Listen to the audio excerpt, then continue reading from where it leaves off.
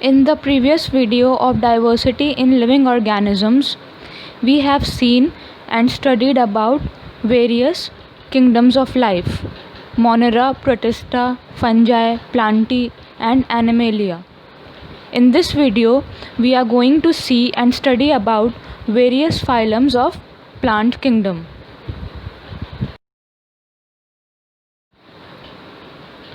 The first phylum of plant kingdom is Thallophyta.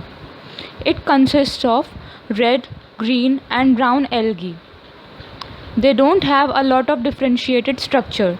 That means the plant body does not have different structures and organs for different functions. These plants are predominantly aquatic. That means they are found in water generally.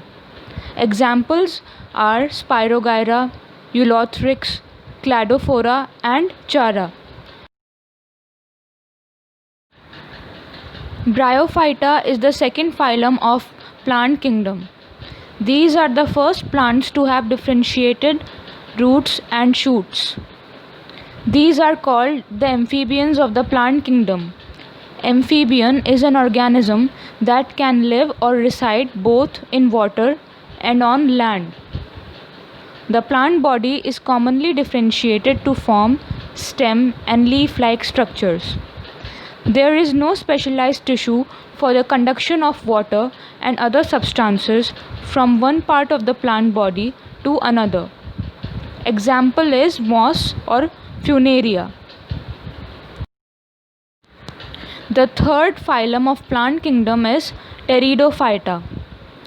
These plants have proper differentiation of roots, stems, and leaves. Unlike Bryophyta, Pteridophyta have specialized tissue for the conduction of water and other substances from one part of the plant body to another. Some examples of Pteridophyta are Marsilia, ferns, and horsetails.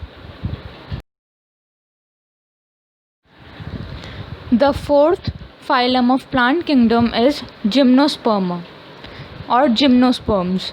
Gymnosperm stands for naked seed.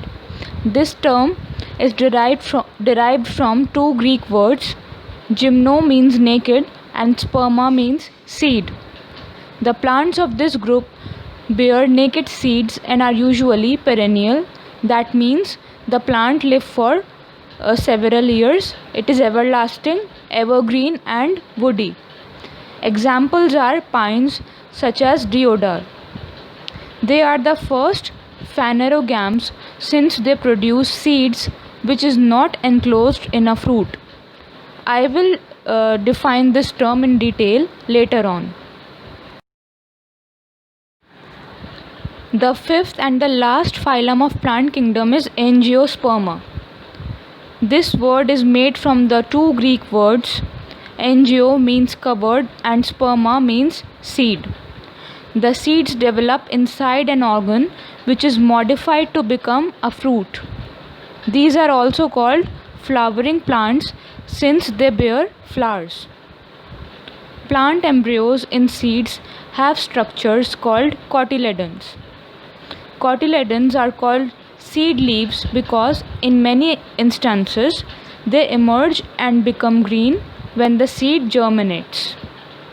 They bear flowers and fruits inside which the seeds are found.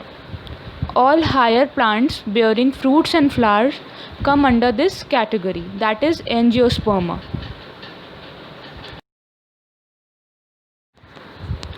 Let's see monocots and dicots in detail. What are cotyledons? Cotyledons are structures present in seeds for nutrition during germination when leaves are not yet developed. So, cotyledons provide nutrition and nourishment to the growing embryo since leaves are still not present in the plant. Angiosperms either have two cotyledons making them dicots or only one making them monocots.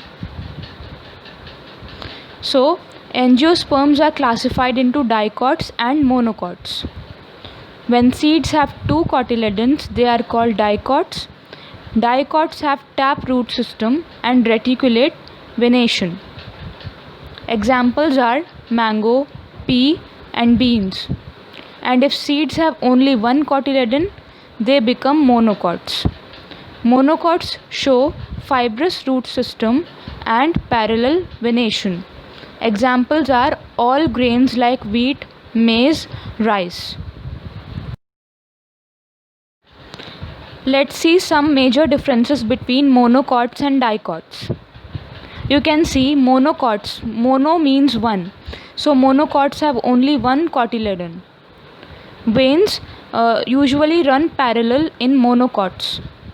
Vascular bundles, that is xylem and phloem, are usually complexly arranged.